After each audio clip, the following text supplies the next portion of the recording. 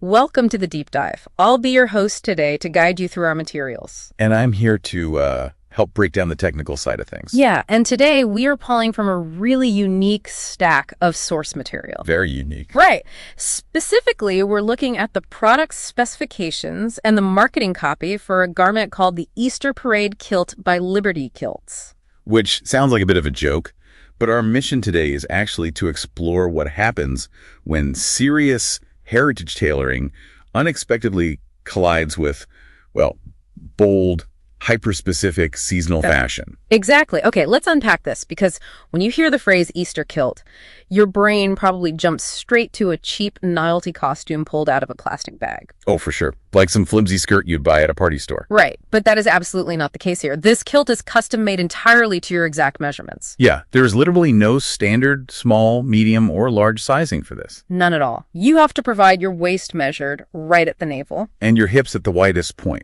Plus your desired length right down to the mid-knee. So it's engineered completely around you. What's fascinating here is the sheer cultural subversion of it all. I mean, you are taking a garment historically associated with rugged Highland warfare. Right. And you're applying a hyper-soft pastel springtime aesthetic to it. But they completely refuse to compromise on the industrial-grade construction. It's really a brilliant juxtaposition. It is, but I gotta ask about this fabric. It literally features a watercolor print of pastel bunnies mid-stride. It does. And they're surrounded by tulips and hydrangeas. How does that not just look like a cheap graphic tee that peels off after you wash it? Yeah, so that's where the engineering actually comes in. The body of the kilt itself is made of 100% premium textured cotton. Which gives it some weight. Exactly. It gives it the density to actually hold its shape. But for the art, they don't just stamp a cheap graphic on top of the fabric. They use eco-friendly watercolor pigments that are embedded directly into the fabric fiber. So it bonds with it. Right, because the pigment becomes part of the cotton itself. The art will never crack or peel, even after years of wear.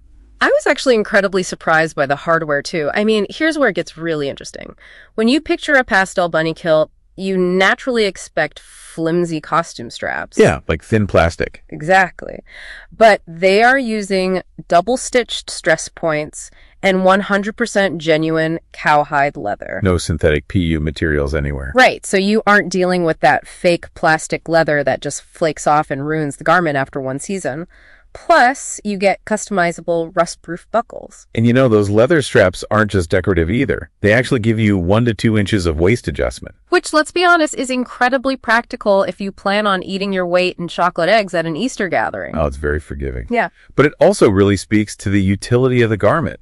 It features traditional deep box pleats. Yeah. And that's what gives a real kilt that heavy, intentional swing when you walk, rather than just hanging flat.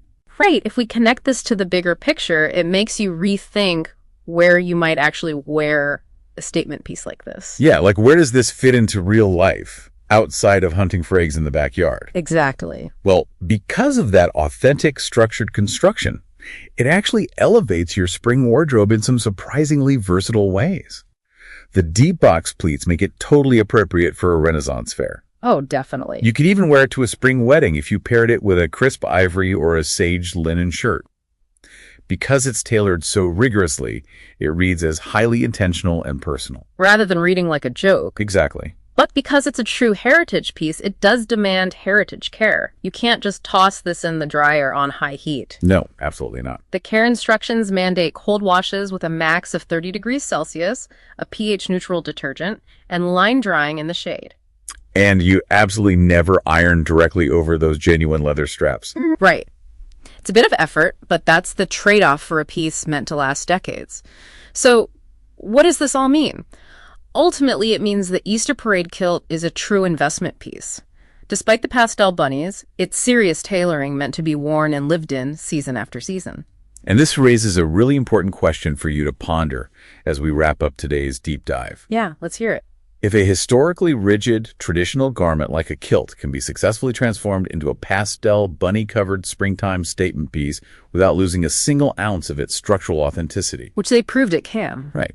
Then what other serious traditional garments in your wardrobe are ripe for a radical, hyper-seasonal reinvention?